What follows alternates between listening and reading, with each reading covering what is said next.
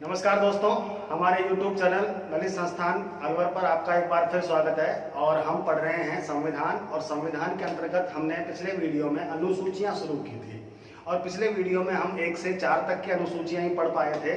आज 4 से आगे की अनुसूचियां पढ़ेंगे। इससे पहले हमने जो कल अनुसूचियां पढ़ी थी, पिछले वीडियो में जो हमने अनुसूचियां पढ़ी थी उनका रिविजन एक बार कर लेते हैं। सबसे पहले हमने पढ़ी थी पहली अनुसूची। पहली अनुसूची में हमने पढ़ा था कि इस अनुसूची में भारत संघ के राज्य और केंद्र शासित प्रदेशों का नाम और उनकी संख्याओं का उल्लेख किया गया है। कौन सी अनुसूची में? पहली अनुसूची में, जिसमें प्रारंभ में हमारे देश में, जब हमारा देश आजाद हुआ था, तब 13 राज्य और 5 केंद्र शासित प्रदेश थे। लेकिन जब राज्य पुनर्गठन अधिनियम 1956 के द्वारा 7वां संविधान संशोधन हमारे देश में किया गया था, तो 14 राज्य और 6 केंद्र शासित प्रदेश हो गए। और कालांतर में एक समय ऐसा आया जब हमारे देश में 29 राज्य और 9 केंद्र शासित प्रदेश भी हो चुके हैं। लेकिन वर्तमान में हमारे देश में 28 राज्य और 8 केंद्र शासित प्रदेश हैं। फिर हमने पढ़ी थी दूसरी अनुसूची। दूसरी अनुसूची में संवैधानिक पदाधिकारियों के वेतन भत्तों का उल्लेख किया गया है। और वेतन भत्ते संवैधानिक पदाधिकारियों के हैं, जिनमें से हमने कुछ खास लोगों के वेतन भत्ते मैंने आपको बताए थे। जैसे राष्ट्रपति को मिलता है 5 लाख रुपए प्रति माह वेतन, और उपराष्ट्रपति को उपराष्ट्रपति पद के लिए नहीं, राज्यसभा के सभापतित्व के रूप में 4 लाख रुपए का वेतन मिलता है। और ऐसे ही लोकसभा अध्यक्ष को भी 4 लाख रुपए वेतन मिलता है, और लोकसभा के उपाध्यक्ष को 3.5 लाख, और राज्यसभा के उपसभापति को भी 3.5 लाख, और राज्यों के राज्यपालों को भी 3.5 लाख रुपए वेतन मिलता है। इसके अलावा सर्वोच्च न्यायालय के मुख्य न्यायाधीश को 2,80,000 रुपए वेतन मिलता है, और सर्वोच्च न्यायालय के अन्य न्यायाधीशों को 2,50,000 रुपए वेतन मिलता है। 2,50,000 रुपए ही वेतन मिलता है विभिन्न केंद्रीय आयोगों के अध्यक्षों को, और 2,50,000 रुपए ही वेतन मिलता है हमारे जो है महान्यायवादी को, और अटॉर्नी जनरल जिसे बोलते हैं, और CAG controller and auditor general को भी 2,50,000 रुपए ही वेतन मिलता है। इसके अलावा जो उच्च न्यायालयों के मुख्य न्यायाधीश होते हैं उन्हें भी 2,50,000 रुपए ही वेतन दिया जाता है। इसके अलावा राज्य आयोगों के जो अध्यक्ष हैं उन्हें 2.25 लाख रुपए वेतन दिया जाता है। उच्च न्यायालय के अन्य न्यायाधीशों को भी 2.25 लाख रुपए वेतन दिया जाता है, और जो राज्य का जो महाधिवक्ता होता है उसे भी 2.25 लाख 2,25,000 रुपए वेतन दिया जाता है। इसके बाद हमने पढ़ी थी पिछले वीडियो में तीसरी अनुसूची। तीसरी अनुसूची में शपथ के प्रारूप का उल्लेख किया गया था। शपथ का प्रारूप कि भाई जो संवैधानिक पदाधिकारी हैं जब अपने पद पर आसीन होते हैं तो आसीन होने से पहले उन्हें एक शपथ दिलाई जाती है। उस शपथ का प्रारूप क्या होगा, ये प्रारूप लिखा हुआ है तीसरी अनुसूची में। और तीसरी अनुसूची में शपथ लिखी हुई है पद व गोपनीयता की। दोस्तों ध्यान रहे, हमारे देश में संवैधानिक पदाधिकारियों को 2 तरह की शपथें दिलाई जाती है, कुछ को एक तरह की, कुछ को दूसरी तरह की। एक शपथ तो है पद और गोपनीयता की, और दूसरी शपथ होती है संविधान में निष्ठा और संविधान में संरक्षण की, जिसका प्रारूप इस अनुसूची में नहीं है। और ये संविधान में निष्ठा और संविधान के संरक्षण की शपथ दिलाई जाती है राष्ट्रपति को, उपराष्ट्रपति को और राज्यपालों को। अर्थात अनुसूची 3 में राष्ट्रपति, उपराष्ट्रपति और राज्यपाल की शपथ का प्रारूप नहीं है। फिर हमने पढ़ी थी पिछले वीडियो में चौथी अनुसूची, और इस अनुसूची में राज्यसभा की सीटों के आवंटन का उल्लेख किया गया है। राज्यसभा की सीटों का आवंटन संसद के द्वारा संविधान में संशोधन करके किया जाता है, और संसद संविधान में यह संशोधन करती है परिसीमन आयोग की सिफारिशों के आधार पर। अभी जो पिछला सीटों का आवंटन किया गया था, ये किया गया था 2002 में। 2002 में भारतीय संसद ने एक विधेयक पारित किया था, जिस विधेयक का नाम था परिसीमन विधेयक 2002, और ये विधेयक पारित किया गया था परिसीमन आयोग 2002 की सिफारिशों के आधार पर। परिसीमन आयोग 2002 ने 2001 की जनसंख्या के आधार पर यह सिफारिशें की थी। अर्थात 2001 की जनसंख्या के आधार पर परिसीमन आयोग ने जो सिफारिशें पेश की थी, उन सिफारिशों के आधार पर 2002 में परिसीमन अधिनियम 2002 पारित करके भारतीय संसद ने राज्यसभा की सीटों का आवंटन किया था। हमारी राज्यसभा में वर्तमान में अधिकतम सीटें 250 हैं, जिनमें से 12 सीटें राष्ट्रपति के द्वारा मनोनीत यानी कि नॉमिनेट की जाती हैं, और 238 सीटों पर निर्वाचन होना चाहिए था। लेकिन वर्तमान में इन 250 सीटों में से केवल 245 का ही आवंटन किया हुआ है, जिनमें से 12 सीटें राष्ट्रपति के द्वारा मनोनीत की जाती हैं और 233 सीटें जो हैं वो राज्यों से निर्वाचित होकर के आते हैं। राज्यों से जिन सीटों पर निर्वाचन होता है राज्यसभा के सदस्यों का, उनका निर्वाचन किया जाता है विधानसभा के सदस्यों द्वारा आनुपातिक प्रतिनिधित्व के आधार पर। वर्तमान में सर्वाधिक सदस्य राज्यसभा में आते हैं उत्तर प्रदेश से 31 और राजस्थान से आते हैं 10। न्यूनतम का सवाल यहाँ नहीं बनता है कि राज्यसभा में न्यूनतम सदस्य किस राज्य से आते हैं, क्योंकि कई सारे राज्य हैं, अरुणाचल है, मिजोरम है, नागालैंड है, इस तरह के कई सारे राज्य हैं जिनमें से केवल एक एक सदस्य ही जाता है।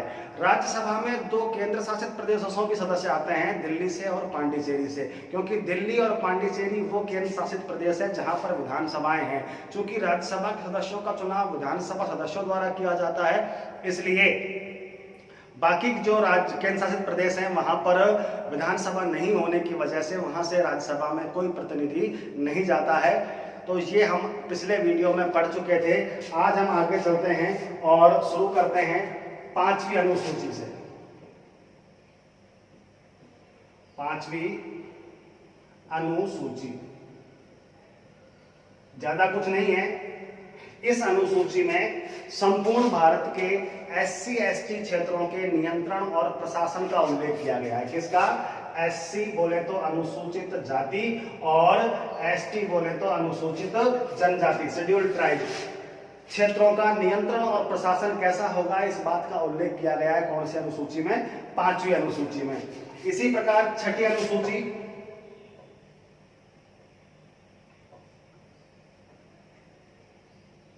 छठी अनुसूची में मेघालय, मिजोरम, त्रिपुरा और असम। मेघालय, मिजोरम, त्रिपुरा, असम। मेघालय, मिजोरम, त्रिपुरा, असम के जनजातीय क्षेत्रों का नियंत्रण और प्रशासन कैसा होगा, इस बात का उल्लेख किया गया है। कौन सी अनुसूची में? 6ठी अनुसूची में। तो ये 2 अनुसूचियां, इनमें केवल इतनी ही बात है कि भाई 5वीं अनुसूची संपूर्ण भारत के SC/ST क्षेत्रों का नियंत्रण और प्रशासन, और 6ठी अनुसूची में मेघालय, मिजोरम, त्रिपुरा, असम। मेघालय, मिजोरम, त्रिपुरा, असम के जनजातीय क्षेत्रों का नियंत्रण और प्रशासन का उल्लेख 6ठी अनुसूची में किया गया है। अब आती है एक बहुत महत्वपूर्ण अनुसूची। कौन सी? 7वीं अनुसूची। 7वीं अनुसूची बहुत महत्वपूर्ण अनुसूची है और परीक्षाओं में बहुत बार इसमें सवाल पूछा गया है। 7वीं अनुसूची है क्या? 7वीं अनुसूची के अंतर्गत संघात्मक शासन व्यवस्था के तहत भारत में शक्तियों का पृथक्करण यानी कि विषयों का विभाजन यानी कि शक्तियों का बंटवारा किया गया है। अब पहली बात तो ये कि संघात्मक शासन व्यवस्था कहते किसे हैं? संघात्मक शासन व्यवस्था से मतलब है संघात्मक शासन व्यवस्था। संघात्मक शासन व्यवस्था से क्या तात्पर्य है? तो दोस्तों संघात्मक शासन व्यवस्था से तात्पर्य है कि जहां जिस देश में शासन के एक से अधिक स्तर होते हैं और उन दोनों ही स्तरों को अलग अलग शक्तियां संविधान के द्वारा प्रदान कर दी जाएं, तो उस व्यवस्था को, उस शासन व्यवस्था को कहा जाता है संघात्मक शासन व्यवस्था। जैसे आप सब लोग जानते हैं कि भारत एक राज्यों का संघ है, भारत राज्यों का एक संघ है और यहाँ पर संविधान के द्वारा केंद्र सरकार और राज्य सरकार दोनों को अलग अलग अधिकार दिए गए हैं ताकि कभी टकराव की स्थिति उत्पन्न ना हो। अलग अलग क्षेत्र बांट दिए गए हैं कि इन क्षेत्रों पर कानून बनाने का अधिकार केंद्र सरकार का होगा और इन क्षेत्रों पर कानून बनाने का अधिकार राज्य सरकारों का होगा। तो इसी व्यवस्था के तहत 7वीं अनुसूची में उन क्षेत्रों का, उन विषयों का, उन शक्तियों का विभाजन किया गया है 7वीं अनुसूची के अंतर्गत। और 7वीं अनुसूची की प्रेरणा हमने 1935 के अधिनियम से ग्रहण की है। 1935 के अधिनियम में भी जो अंग्रेजों ने हमारा जो संविधान बना करके 1935 में भेजा था, उसमें भी शक्ति पृथक्करण किया गया था, विषयों का विभाजन किया गया था, अर्थात शक्ति जो है संघात्मक शासन व्यवस्था स्थापित की गई थी। तो यहाँ पर 3 सूचियां बनाई गई हैं, संघ सूची, राज्य सूची और समवर्ती सूची। संघ सूची वह सूची जिस पर कानून बनाने का अधिकार, कौन सी सूची? संघ सूची। दूसरी है राज्य सूची और तीसरी है समवर्ती सूची। ये 3 सूचियां बनाई गई हैं। ये 3 सूचियां हमने भी बनाई है और इसी प्रकार अंग्रेजों ने भी 1935 के अधिनियम में इन 3 सूचियों का उल्लेख किया गया था और इन 3 सूचियों में ही शक्तियों का पृथक्करण किया गया था। तो हमें जो है इन 3 अनुसूचियों के बारे में पढ़ना है, लेकिन इन 3 अनुसूचियों के बारे में कई बार ऐसे भी आ जाता है कि साहब 1935 के अधिनियम के अनुसार संघ सूची में कितने विषय रखे गए थे, या राज्य सूची में कितने विषय रखे गए थे, या समवर्ती सूची में कितने विषय रखे गए थे। या फिर ऐसे भी कह दिया जाता है, कई बार परीक्षाओं में पूछ लिया जाता है कि हमारे मूल संविधान में, मूल संविधान बोले तो जो हमारा 26 जनवरी 1950 को संविधान लागू हुआ था, उस समय संघ सूची में या राज्य सूची में, समवर्ती सूची में कितने कितने विषय थे, और आज जो इतने सारे संशोधन हो गए हैं उसके बाद इन विषयों में क्या क्या परिवर्तन आ गया है। तो हम इसको एक टेबल के द्वारा पढ़ेंगे और बहुत आसान तरीके से इन्हें याद करने का प्रयास करेंगे। देखिए दोस्तों, हमें इन सूचियों को, 3 सूचियों को पढ़ना है। एक है आपकी संघ सूची, एक है आपकी राज्य सूची और एक है आपकी समवर्ती सूची। अब इन तीनों सूचियों के 3 रूप हमें देखने को मिलते हैं। एक कौन सा, जो 1935 में अंग्रेजों के द्वारा बनाया गया था, एक वो जो 1950 में हमारे मूल संविधान में था, और एक वो जो आज हमारे देश में है कि कौन सी सूची में कितने विषय आज इन संशोधनों के बाद हो गए हैं। तो देखिए 1935 का जो अधिनियम था उसके अनुसार संघ सूची में विषय रखे गए थे 59। कितने रखे गए थे? 59। और राज्य सूची में 54 विषय रखे गए थे और समवर्ती सूची में 36 विषय रखे गए थे। लेकिन जब हमने हमारा संविधान लागू किया और उसमें ये व्यवस्था अपनाई, तो उस समय हमने संघ सूची में 1950 में हमने संघ सूची में विषय रखे थे कितने?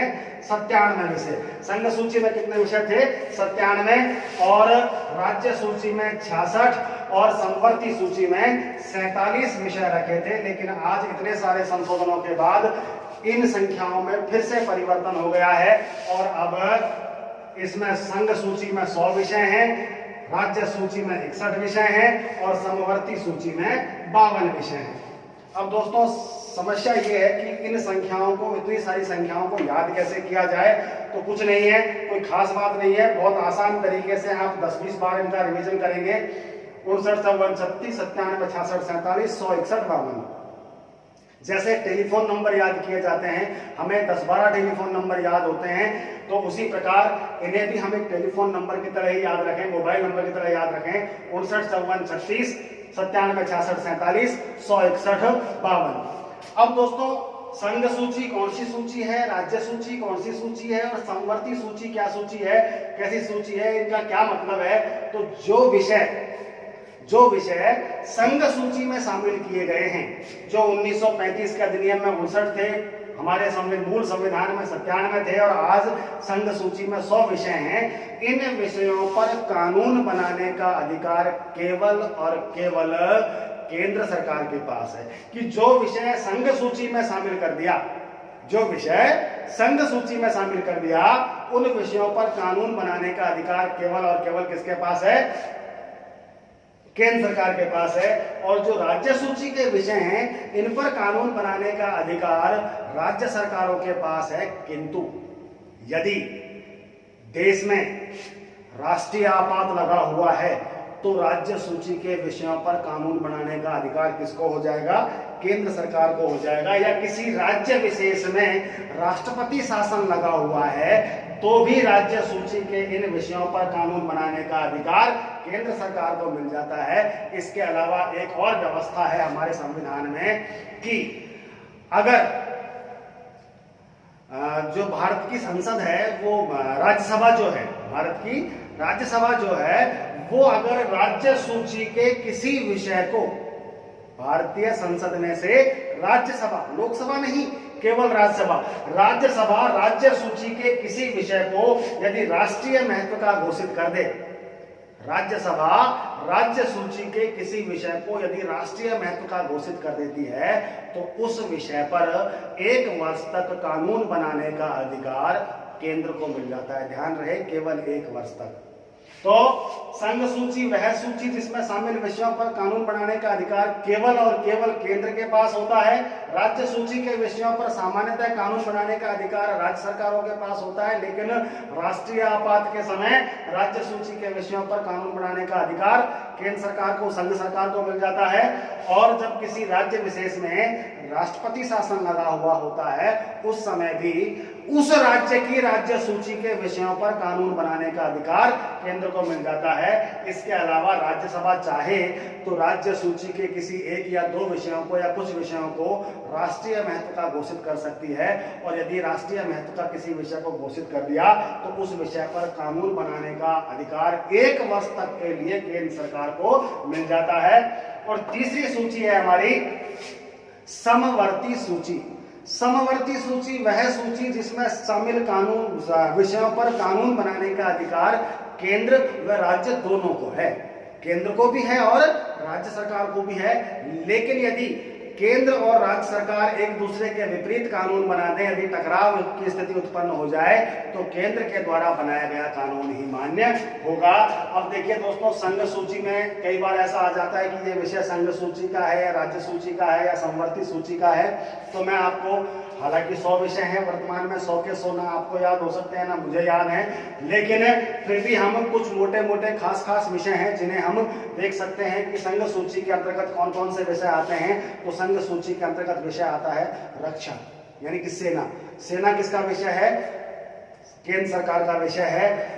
विदेश नीतियां जो हैं, विदेश से जो है व्यवहार है, संधि समझौते हैं, ये किसके द्वारा किया जाएगा? संघ सरकार के द्वारा किया जाएगा। संघ सूची का विषय है। ऐसे रेलवे है, बीमा है, हवाई यात्रा है, आयात निर्यात है, बैंकिंग है, मुद्रा है, हवाई यात्रा है, डाकतार है, आयात निर्यात है और जनगणना व परमाणु ऊर्जा हैं।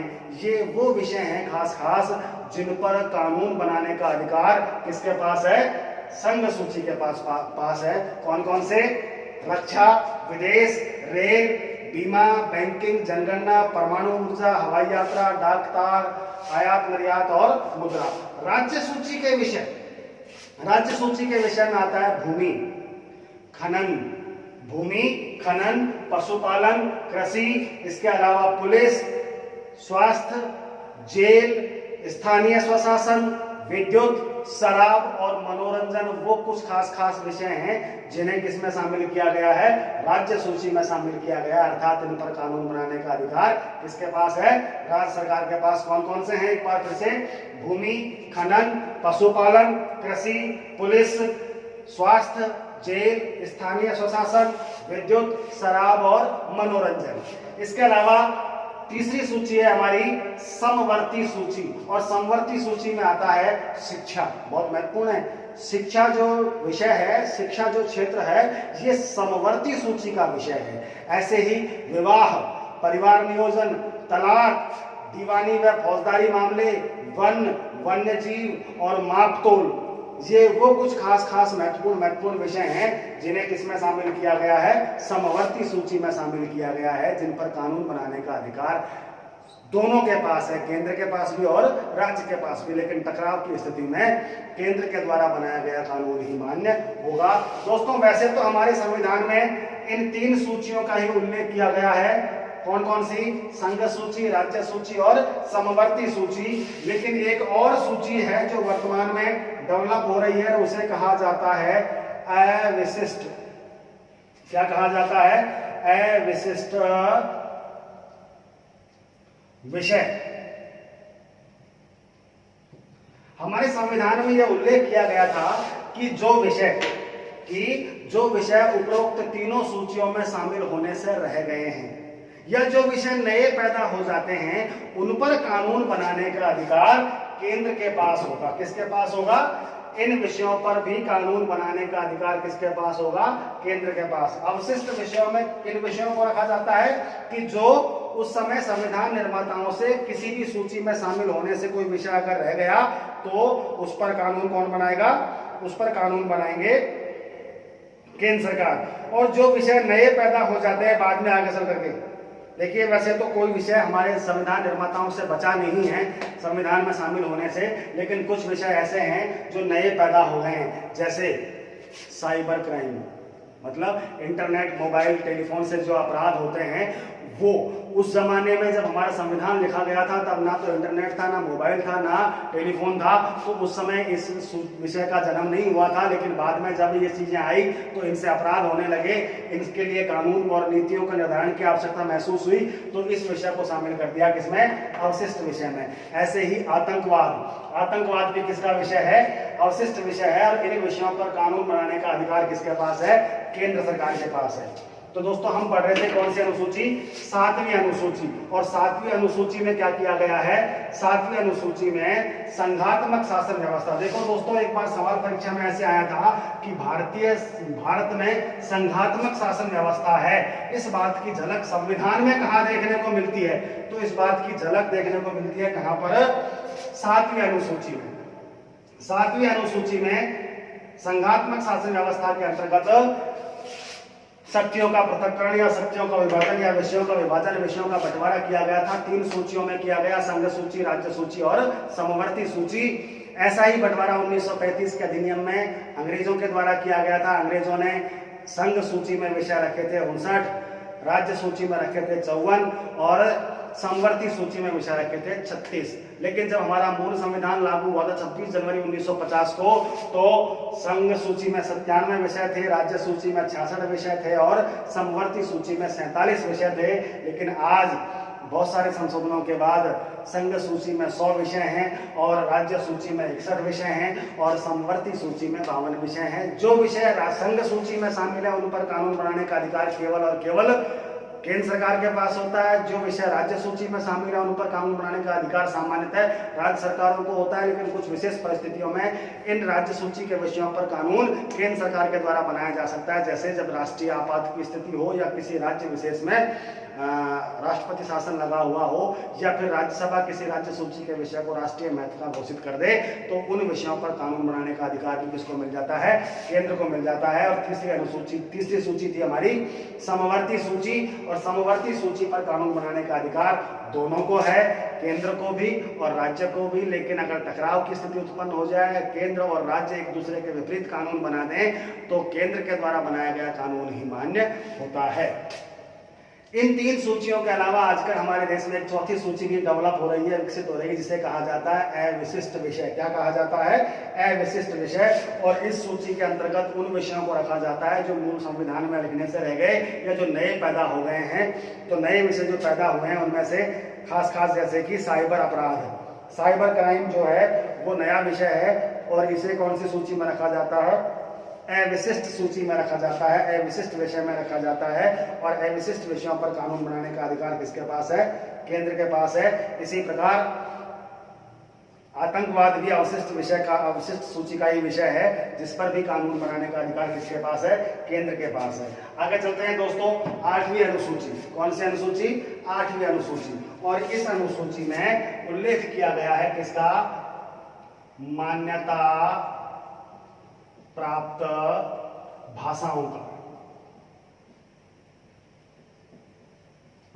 मान्यता प्राप्त भाषाओं का उल्लेख किया गया है कौन सी अनुसूची में, 8वीं अनुसूची में। जब हमारा संविधान लिखा गया था उस समय इस अनुसूची में 14 भाषाएं थी, लेकिन वर्तमान में इस अनुसूची में 22 भाषाएं हैं।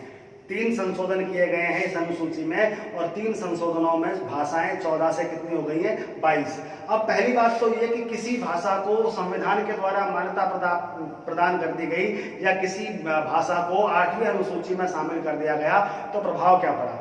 प्रभाव ये पड़ा दोस्तों कि जब हम केंद्र सरकार से पत्र व्यवहार करते हैं तो 8वीं अनुसूची में शामिल भाषाओं में से किसी भी भाषा का इस्तेमाल कर सकते हैं। किसी अखिल भारतीय परीक्षा जब हम परीक्षा में भाग लेते हैं तो इन 22 भाषाओं में से किसी भी भाषा में पेपर की डिमांड कर सकते हैं, किसी भी भाषा में उत्तर लिख सकते हैं। और जब यदि हमारा कोई मुकदमा सर्वोच्च न्यायालय में चल रहा है, सर्वोच्च न्यायालय में चूंकि इंग्लिश में ही पैरवी होती है, जज भी इंग्लिश बोलते हैं, वकील भी इंग्लिश बोलते हैं।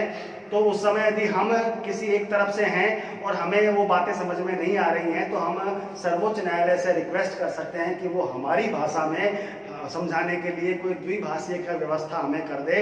और वो द्विभाषीय कौन सी भाषा का होगा, किस भाषा के लिए मिलेगा, तो जो 22 भाषाएं शामिल हैं इस अनुसूची में उनमें से किसी भी भाषा में हम द्विभाषीय का इस्तेमाल कर सकते हैं। तो इस अनुसूची में प्रारंभ में 14 भाषाएं थी और वर्तमान में कितनी भाषाएं हैं, 22 भाषाएं हैं। तो ये 22 भाषाएं कैसे बढ़ी, तो सबसे पहले 14 भाषाएं थी, 15वीं भाषा जो इस अनुसूची में जोड़ी गई थी उसका नाम था सिंधी। क्या नाम था, सिंधी भाषा। सिंधी भाषा को जोड़ा गया था कब, 21वां संविधान संशोधन, 21वां संविधान संशोधन कब हुआ था, ये 1967 में। 1967 में जो 21वां संविधान संशोधन हुआ था उसके द्वारा हमारे संविधान में 15वीं भाषा जोड़ी गई थी, कौन सी, सिंधी। फिर एक साथ 3 भाषाएं जोड़ी गई थी, 16वीं, 17वीं और 18वीं। कौन कौन सी भाषा, 16वीं, 17वीं, 18वीं। और भाषाएं कौन कौन सी थी, नेपाली, मणिपुरी और कोंकणी। नेपाली, मणिपुरी और कोंकणी। और इन्हें जोड़ा गया था 71वें संविधान संशोधन, 71वें संविधान संशोधन 1992 के द्वारा। सबसे पहले 14 भाषाएं थी, 14 से 15 भाषा कब हुई, 1967 में जो 21वां संशोधन हुआ उसके द्वारा सिंधी भाषा जोड़ी गई। फिर 18 भाषा कैसे हो गई, तो 18 भाषा हुई थी 1992 में। 1992 में संशोधन किया गया था 71वां, और इस 71वें संविधान संशोधन के द्वारा 3 भाषाएं जोड़ी गई 8वीं अनुसूची में। कौन कौन सी, नेपाली, मणिपुरी, कोंकणी। याद कैसे रहेंगी, तो नेपाली, मणिपुरी और कोंकणी। नमक, कौन सी भाषा, नमक। नमक कब डाल दिया गया 8वीं अनुसूची में, नमक डाल दिया गया 71वें संविधान संशोधन 1992 के द्वारा। और फिर एक साथ जोड़ी गई 4 भाषाएं, 19वीं, 20वीं, 21वीं और 22वीं भाषा। और ये कौन कौन सी थी, ये थी मैथिली, बोडो, डोगरी, डोगरी नहीं कहना हूं, डोगरी और संथाली। और ये जोड़ी गई थी 92वां संशोधन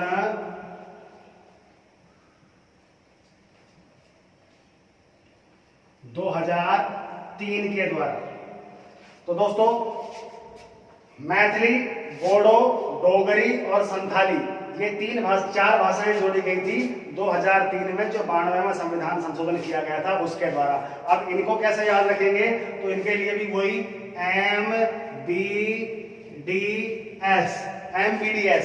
MBDS बोले तो मैथिली, बोडो, डोगरी, संथाली।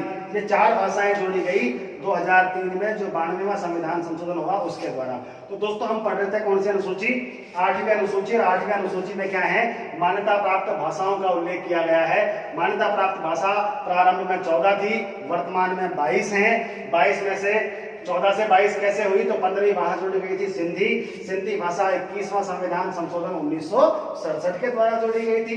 फिर एक साथ 3 भाषाएं जोड़ी गई थी, नेपाली, मणिपुरी, कोंकणी। और ये जोड़ी गई थी 71वें संविधान संशोधन 1992 के द्वारा। फिर एक साथ 4 भाषाएं जोड़ी गई थी, मैथिली, बोडो, डोगरी और संथाली। ये जोड़ी गई थी 92वें संविधान संशोधन 2003 के द्वारा। आगे चलते हैं दोस्तों, नवीं अनुसूची। जैसा कि हमने पिछले वीडियो में पढ़ा था कि प्रारंभ में जो हमारा मूल संविधान था उसमें केवल 8 अनुसूचियां थी और आज 12 हो गई है। यानी कि जो नवीं अनुसूची है ये हमारे मूल संविधान में नहीं थी। 9वीं अनुसूची नवी अनुसूची मूल संविधान में नहीं थी, इसे बाद में जोड़ा गया है। और बाद में कब जोड़ा गया था? इसे जोड़ा गया था प्रथम संविधान। ये बहुत महत्वपूर्ण है, ये भी सवाल आता है कि नवी अनुसूची कब जोड़ी गई थी? तो प्रथम संविधान संशोधन हुआ था हमारे संविधान में। कब? 1951 में। और चाहो तो डेट भी याद रख लें, क्योंकि पहला है 18 जून 1951 को हमारे संविधान में पहला, 50 में लागू हुआ है, 26 जनवरी 1950 को हमारा संविधान लागू हुआ था। और उसमें पहला संशोधन कब कर दिया गया हमने? 18 जून 1951 को। और इसके द्वारा भारतीय संविधान में जोड़ी गई थी नवी अनुसूची। हालांकि नवी अनुसूची में प्रारंभ में 284 कानून थे, लेकिन सर्वाधिक कानून इसमें भूमि को लेकर के थे, तो इसलिए इसे कह देते हैं कि ये भूमि सुधार से संबंधित है। किससे संबंधित है? भूमि सुधार से संबंधित है। भूमि सुधार से संबंधित क्या काम था इस अनुसूची में? तो इस अनुसूची में काम यह था कि प्रारंभ में हमारे देश में क्या था कि जो खाता धारक है या जो पट्टा धारक है, जिसके नाम भूमि या जमीन जो है, मकान, प्लॉट, खेत का जो पट्टा रजिस्ट्री हो रखी है, वो उस जमीन का मालिक हुआ करता था। और देश को विकास के लिए सड़कें निकालनी है, रेलवे लाइन डालनी है, या जो है बांध बनाने हैं, या कोई और विकास के कार्य करने हैं, तो उसके लिए जमीन की आवश्यकता हुआ करती थी। और जब जमीन का मालिक उसका खाता धारक है, तो कई बार वो जमीन देने से इनकार कर सकता था।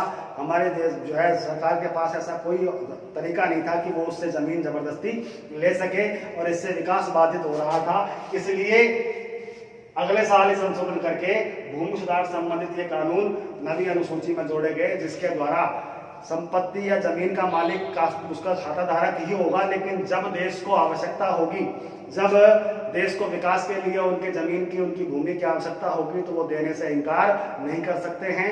हाँ, सरकार को वो उनको देनी ही पड़ेगी, लेकिन सरकार उसके बदले उन्हें उचित दर पर मुआवजा देगी।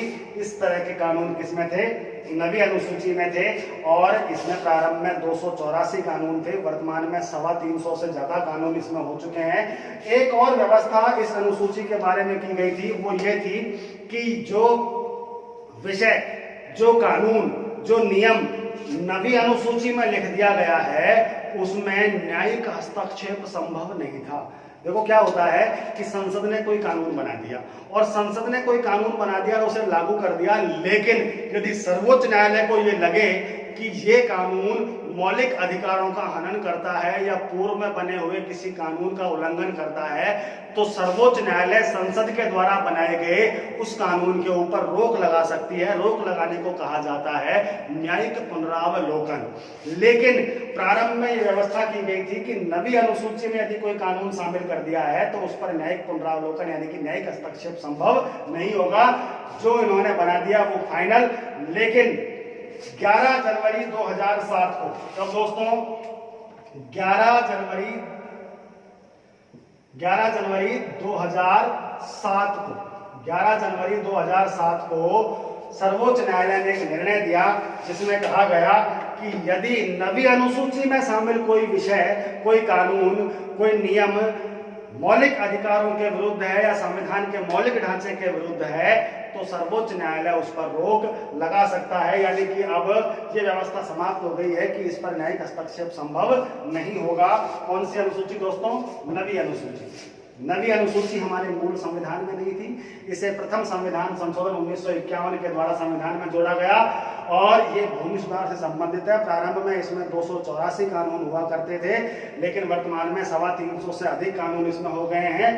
इस अनुसूची में शामिल विषयों पर न्यायिक हस्तक्षेप संभव नहीं था, लेकिन 11 जनवरी 2007 को सर्वोच्च न्यायालय के निर्णय अनुसार यदि कोई कानून जो नवी अनुसूची में शामिल किया गया है, नवी अनुसूची में डाला गया है, वो अगर कोई मौलिक अधिकारों का हनन करता है, उल्लंघन करता है, या संविधान के मौलिक ढांचे के विरुद्ध है, तो उस पर भी न्यायिक हस्तक्षेप किया जा सकेगा, न्यायिक समीक्षा उसकी की जा सकेगी। आगे चलते हैं दोस्तों, 10वीं अनुसूची। कौन सी अनुसूची?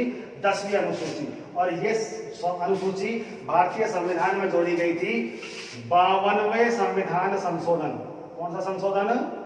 52वां संविधान संशोधन कब हुआ था ये? 52वां संविधान संशोधन हुआ था 1985 में। 52वें संविधान संशोधन 1985 के द्वारा भारतीय संविधान में एक और नई अनुसूची जोड़ी गई, 10वीं अनुसूची, और ये संबंधित है दल बदल रोकने से। किससे भाई? दल बदल रोकने से। दल बदल रोकने के लिए क्यों कानून बनाया गया? जबकि हमारे देश में हम धर्म तक परिवर्तन कर सकते हैं। जिस धर्म में हमारा जन्म हुआ था, हम उस धर्म को छोड़कर के किसी दूसरे धर्म को अपना सकते हैं। ये अधिकार हमें संविधान ही दे रहा है। वही संविधान दल बदल रोकने के लिए कानून बना रहा है। तो ऐसी क्या जरूरत पड़ी, ऐसी क्या खास बात है दल की कि आप दल नहीं बदल सकते? तो दोस्तों, सामान्य स्थितियों में दल की अदला बदली खूब की जा सकती है, लेकिन जब कोई एक उम्मीदवार किसी एक पार्टी के टिकट पर चुनाव लड़ करके चुनाव जीत जाता है, तो जीतने के बाद जब तक उसका कार्यकाल है वह दूसरे दल में नहीं शामिल हो सकता। लेकिन इसके बहुत सारे तोड़ राजनीतिक दलों ने निकाल रखे हैं। ये संशोधन करवाया था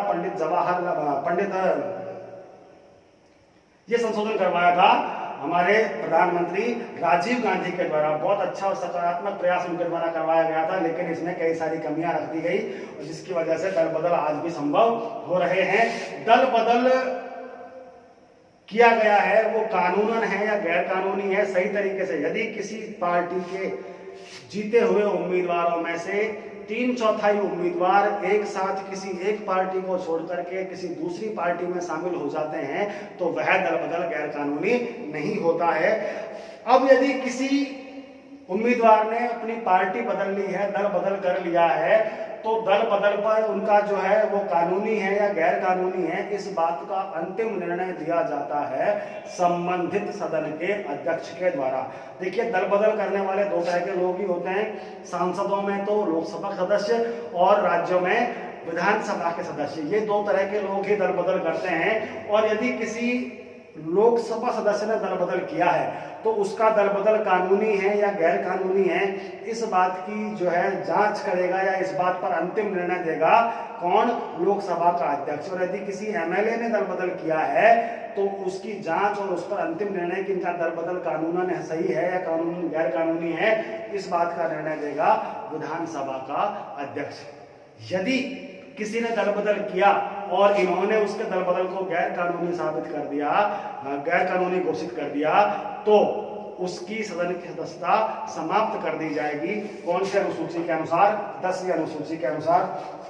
तो दोस्तों, 10वीं अनुसूची 52वें संविधान संशोधन 1985 के द्वारा जोड़ी गई, और इस अनुसूची में दल बदल से संबंधित कानून है, और दल बदल पर अंतिम निर्णय संबंधित सदन के अध्यक्ष के द्वारा लिया जाता है।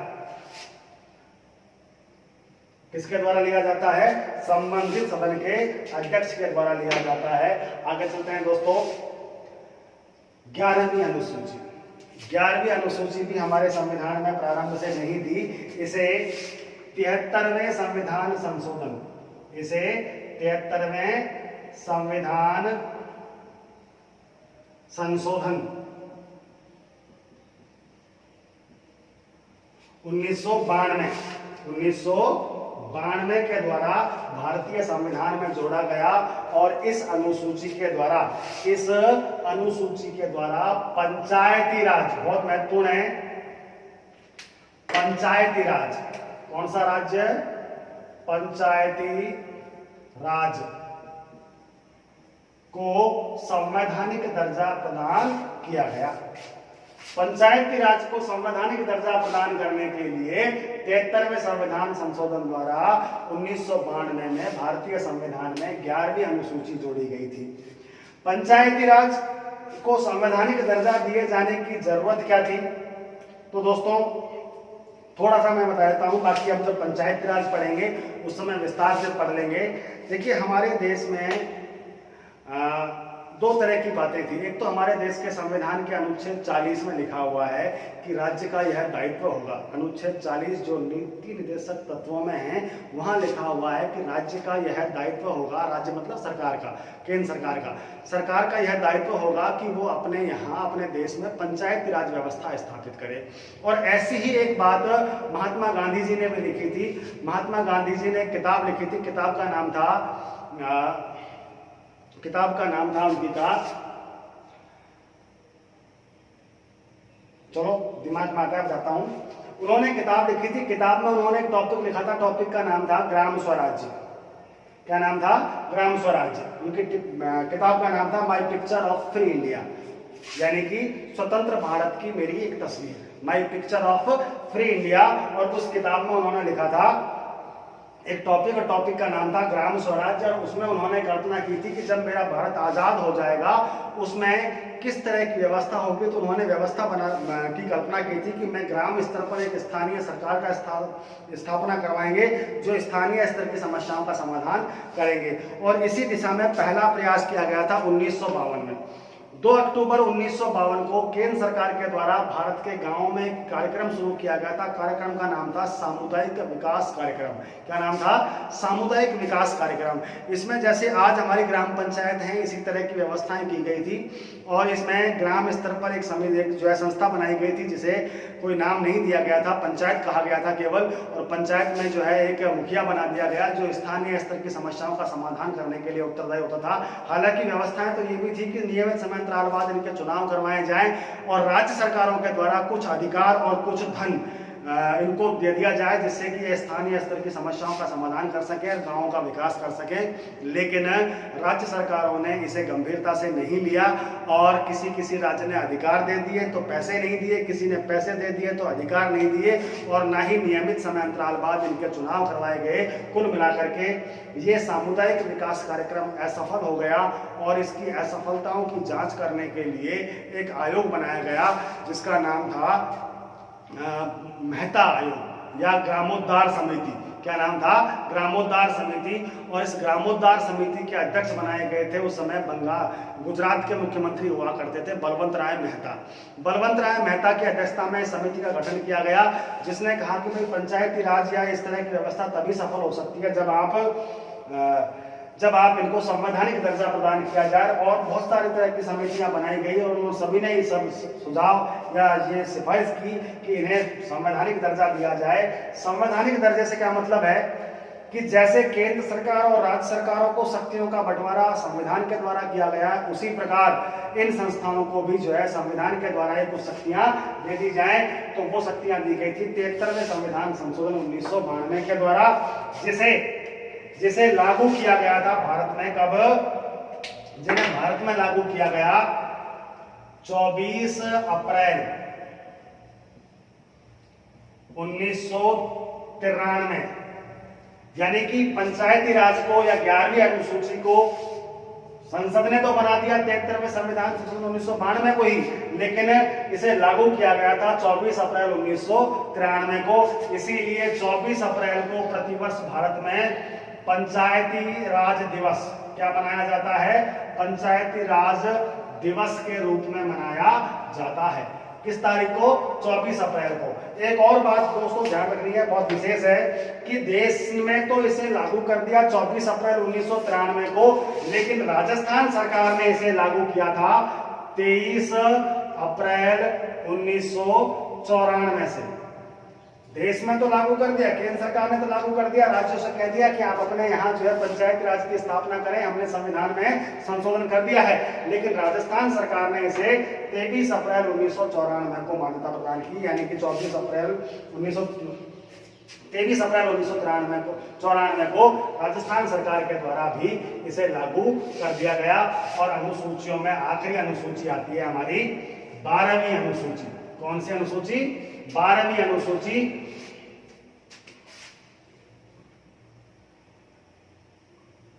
12वीं अनुसूची शामिल हुई है संविधान में 74वें संविधान संशोधन के द्वारा। और 74वां संविधान संशोधन कब हुआ था? 1952 में ही हुआ था। और इसके द्वारा नगरीय स्वशासन को किसको? नगरीय स्वशासन को संवैधानिक दर्जा दिया गया और इस अनुसूची को भी भारत सरकार ने लागू कर दिया था 1 जून 1993 को। संशोधन तो हो गया 92 में, लेकिन 12वीं अनुसूची या नगरीय स्वशासन, क्या? नगरीय स्वशासन व्यवस्था को केंद्र सरकार ने लागू कब किया है? 1 जून 1993 को। पंचायती राज 11वीं अनुसूची 73वां संविधान संशोधन 1992, नगरीय स्वशासन 12वीं अनुसूची 74वां संविधान संशोधन 1992। पंचायती राज लागू हुआ है देश में 24 अप्रैल 1993 को, राजस्थान में लागू हुआ है 23 अप्रैल 1994 को और नगरीय स्वशासन लागू हुआ है 1 जून 1993 को। पंचायती राज के 3 स्तर, ग्राम पंचायत, पंचायत समिति और जिला परिषद। ग्राम पंचायत, पंचायत समिति और जिला परिषद। इसी प्रकार नगरीय स्वशासन के भी 3 स्तर, नगर पालिका, नगर परिषद और नगर निगम। नगर पालिका, नगर परिषद और नगर निगम। तो ये थी हमारी अनुसूचियां। 2 वीडियोज में मैंने पढ़ाई है आपको। पहला वीडियो हमने लॉन्च कर दिया है, आप देख लेना, और उसमें 1 से 4 तक की अनुसूचियों का उल्लेख था और इस वीडियो में मैंने 5 से लेकर के 12वीं तक की अनुसूचियां आपको पढ़ाई हैं। हमारा वीडियो कैसा लगा जरूर बताएं, कमेंट बॉक्स में लिखें। पसंद आए तो लाइक और सब्सक्राइब करें, दूसरों को भी बताएं। धन्यवाद। जय हिंद, जय भारत।